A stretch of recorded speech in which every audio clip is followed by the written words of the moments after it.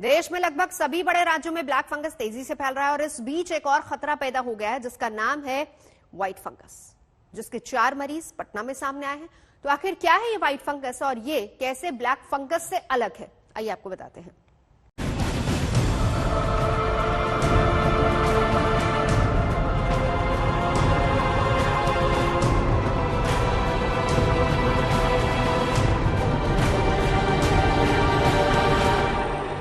Black fungus के बीच अब white fungus के मरीज भी आने लगे हैं। व्हाइट फंगस के कम से कम 4 मामलों का पता बिहार के पटना में चला है। हालांकि अभी भी व्हाइट फंगस को लेकर ज्यादा जानकारी मौजूद नहीं है, जैसे कि इसका सबूत नहीं है कि व्हाइट फंगस का संक्रमण अन्य राज्यों में भी फैल रहा है या नहीं। ना ही ये पता चल पाया है कि आखिर इस नए संक्रमण को क्या खतरनाक बनाता है। कहीं कहीं पे एक व्हाइट फंगस भी लोग बोल रहे हैं, कुछ लोग रिपोर्ट कर रहे हैं। Most probably that is Candida की बात कर रहे हैं। कैंडिडा पहले भी होता था। जिनकी भी इम्यूनिटी घटती है, चाहे वो कैंसर का दवा चलने के चलते होता हो, ट्रांसप्लांट का दवा चलने के चलते होता हो, डायबिटिक है इसके चलते हो रहा हो, या स्टेरॉइड चल रहा है उसके चलते हो रहा है, ऐसे लोगों को फंगल इन्फेक्शन होने का चांसेस ज्यादा रहता है। मेरे हिसाब से लोगों को सजग रहना चाहिए, डॉक्टर्स को भी इस पे ध्यान देना चाहिए। और बहुत मुश्किल नहीं है इसको डायग्नोज करना, बहुत इजीली डायग्नोज होता है। Early diagnosis and aggressive treatment is the key to the disease. अभी तक ब्लैक फंगस और व्हाइट फंगस के बीच जो अंतर पता चला है वो ये है कि ब्लैक फंगस अब तक कोरोना के उन मरीजों में पाया गया है जिनको बहुत ज्यादा स्टेरॉइड दिए गए, जबकि व्हाइट फंगस के केस उन मरीजों में भी संभव हैं जिन्हें कोरोना नहीं हुआ।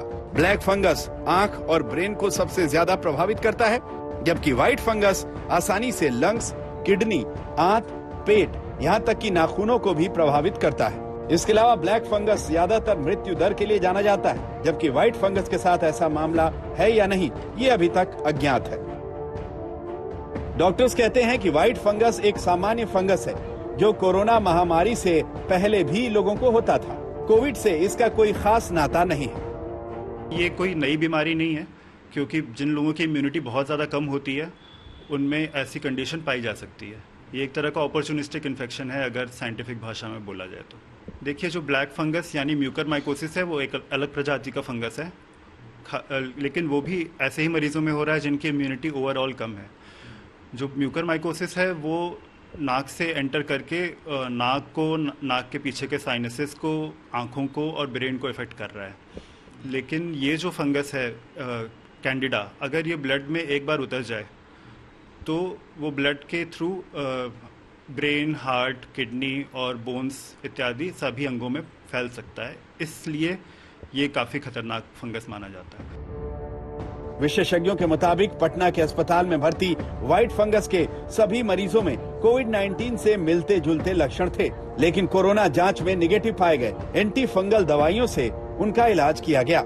मेडिकल एक्सपर्ट्स ने सुझाव दिया है कि जिस तरह कोविड-19 के गंभीर मामलों में अतिरिक्त स्कैन की आवश्यकता होती है, उसी तरह व्हाइट फंगल संक्रमण का पता लगाने के लिए HRCT स्कैन परीक्षण की भी आवश्यकता होती है। ये इन्फेक्शन भी जानलेवा है अगर वो सिस्टमिकली प्रेजेंट है, यानी कि ब्लड में प्रेजेंट है या फिर हमारे ऑर्गन्स जैसे कि लंग में प्रेजेंट है। ये इन्फेक्शन जो है, इसको लगने वाली दवाइयां थोड़ी अलग है। इसके लिए फ्लुकोनाजोल दिया जाता है या वोरिकोनाजोल दिया जाता है।